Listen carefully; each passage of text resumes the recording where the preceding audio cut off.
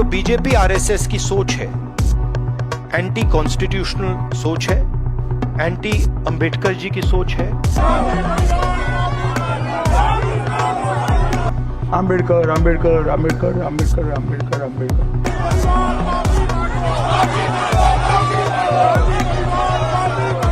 अगर मेरे भाषण के मुद्दों के तथ्यों को वो चैलेंज देते, हमने कहा कि अपॉलॉजी होनी चाहिए और उनको रिजाइन करना चाहिए।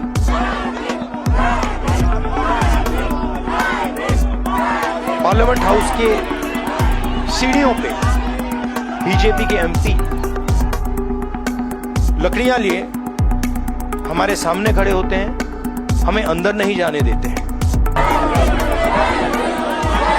पार्लियामेंट से कुछ दिन पहले अदानी जी का वो यूएस में केस आया और पूरे टाइम बीजेपी ने उस पर डिस्कशन रोकने की कोशिश की और बीजेपी की बेसिक स्ट्रैटेजी थी कि ये अदानी का जो मामला है इसकी कोई चर्चा ना हो, इसका कोई डिस्कशन ना हो, ये दब जाए।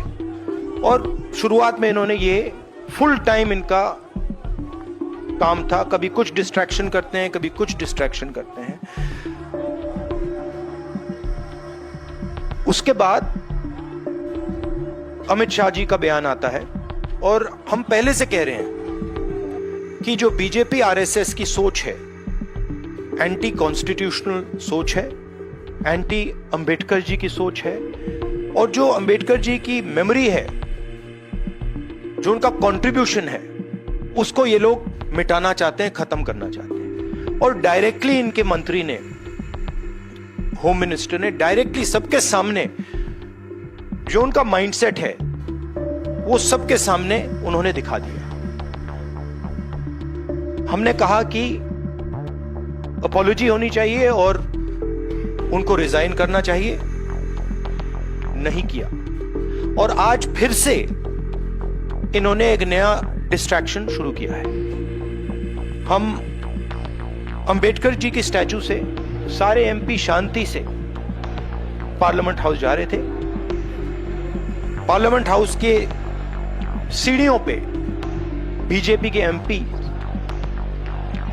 लकड़ियां लिए हमारे सामने खड़े होते हैं, हमें अंदर नहीं जाने देते हैं। और उसके बाद अब ये थोड़ा सा अपना फिर से डिस्ट्रैक्शन करने की कोशिश कर रहे हैं। रियलिटी ये है, इन्होंने अंबेडकर जी का अपमान किया है, उसकी अपॉलॉजी होनी चाहिए और रिजाइन करना चाहिए होम मिनिस्टर को। और जो मेन मुद्दा है जिसको ये मिटाना चाह रहे हैं, घुमाना चाह रहे हैं, मेन मुद्दा है कि नरेंद्र मोदी जी के मित्र अदानी जी के खिलाफ यूनाइटेड स्टेट्स में केस है, उनको वहां इंडाइट किया गया है और अदानी जी को नरेंद्र मोदी जी हिंदुस्तान बेच रहे हैं। ये मेन मुद्दा है और इसकी डिस्कशन ये लोग नहीं चाहते।